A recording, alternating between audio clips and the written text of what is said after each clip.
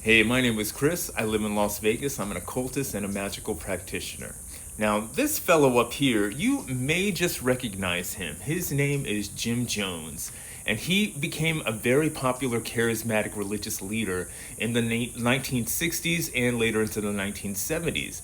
There was a big resurgence in religion at the time that was trying to balance off of the counterculture of the time. The conservatives of the time of the 1960s and 70s, they saw that the counterculture was really affecting America and the young people had a voice. And this was never, it wasn't so as prominent as it was at the time. And conservative America, they felt that it was some kind of battle for their souls and for society. And this guy kind of capitalized on that. Now, charismatic Christianity kind of took its hold in the 1960s and 70s in order to tell people that you didn't have to be so conservative in order to be a person of faith. So they would come in with a message of come as you are, come as you will, and God will bless you, just serve him. Now this fellow also utilized this thing called faith healing, and it's very prominent today, and that's why I bring him up. He would have services where they would pray over sick people, and supposedly they would walk away healed. But the whole idea with that is it could be a sort of mass hypnosis, it could be suggestion, people who were never really sick, believing they were sick, like a hypochondriac situation, making them feel going through a religious service that they had been healed. This is very common, it's been scientifically documented, and there's a lot of falsehoods that go along with psychic healing and faith healing, and they use the same techniques.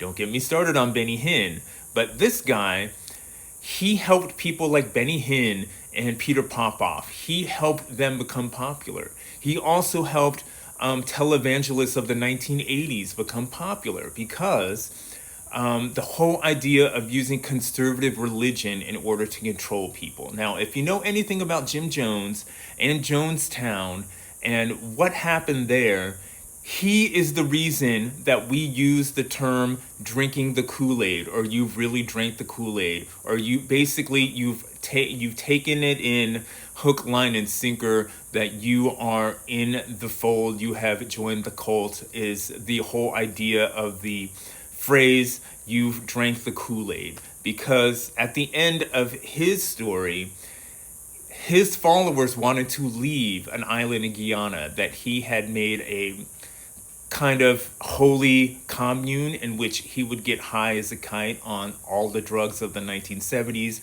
give out fear-mongering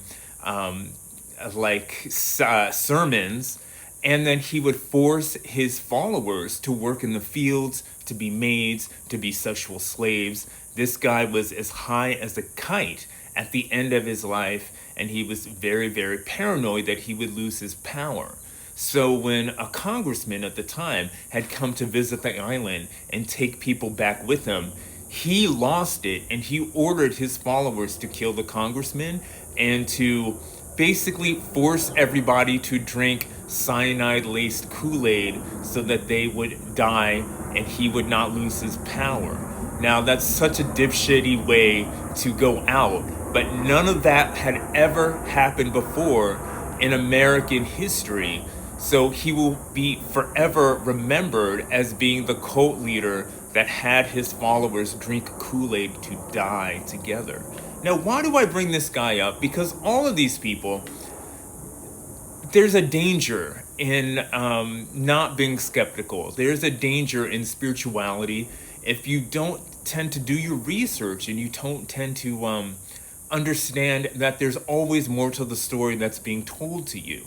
By all means, be skeptical, do your research, and know yourself, and never let anybody take control of your life, especially if you feel that you're in danger.